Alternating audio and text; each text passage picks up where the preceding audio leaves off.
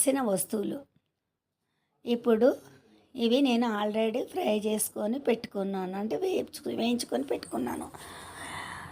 పల్లీలు, ధనియాలు, జీలకర్ర, మిరియాలు, నువ్వులు, ఇవన్నీ మినపప్పు, శనగపప్పు ఇవన్నీ వేయించుకున్నాను. ఎండుమిర్చి వేయించుకున్నాను.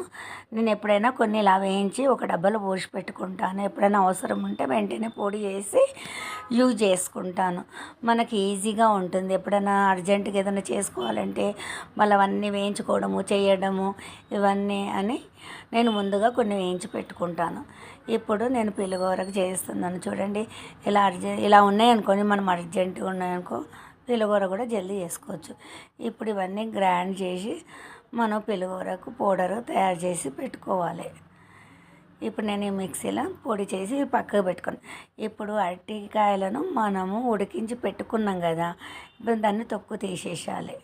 మంచిగా తీసుకొని దానిని ఏం లేకుండా పొట్టు ఏం లేకుండా అన్నీ తీసుకొని పెట్టుకొని ఒక ప్లేట్లో వేసి మనం మ్యాష్ చేయాలి, మెత్తగా మ్యాష్ చేయాలి. ఇలా అన్నీ తొక్కు తీసుకున్నాం కదా, ఇంకొక వేరే ప్లేట్ తీసుకొని ఇవన్నీ మ్యాష్ చేసేయాలి.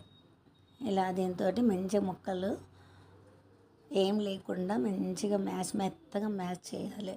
ఇలా చేసుకొని ఇది కూడా పక్కకు పెట్టేసుకోవాలి.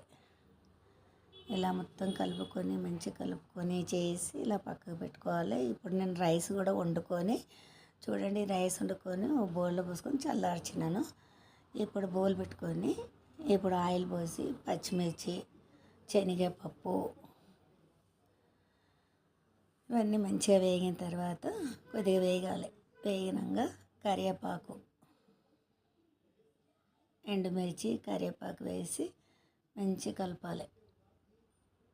కలిపిన తర్వాత కొన్ని పల్లీలు వేసుకోవాలి. నేను పల్లీలు వేసిన కాజు ఎవరైనా మీకు ఇష్టమైతే వేసుకోండి, లేకపోతే నాకు చాలా కాజు అంటే చాలా ఇష్టము. నేను ప్రతి దాంట్లో కాజు ఎక్కువ యూజ్ చేస్తాను. కాజు వేసాను, పసుపు వేసి కొద్దిగా ఉప్పు వేయాలి. ఉప్పు వేసిన నేను ఇంగువ వేసాను. ఇంగువ, ఉప్పు, సాల్ట్ కొద్దిగా వేసి మంచిగా కలుపుకొని మనం లెమన్ సాల్ట్ దొరుకుతుంది, ఆ లెమన్ సాల్ట్ కూడా కొద్దిగా వేసుకోవాలి.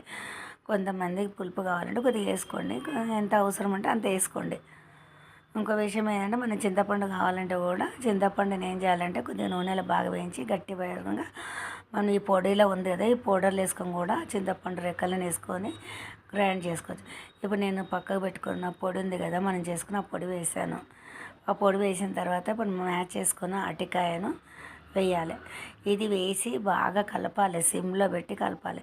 ఇది పౌడర్ అయ్యే వరకు కలుపుతుండాలి. చూడండి, ఇది పొడిగా అయింది. ఇప్పుడు మనం అన్నంలో పోసుకొని మంచిగా కలుపుకోవాలి. ఇలా అరటికాయ పులిహోర చేస్తే చాలా బాగుంటుంది. మీరు కూడా ట్రై చేసి చూడండి.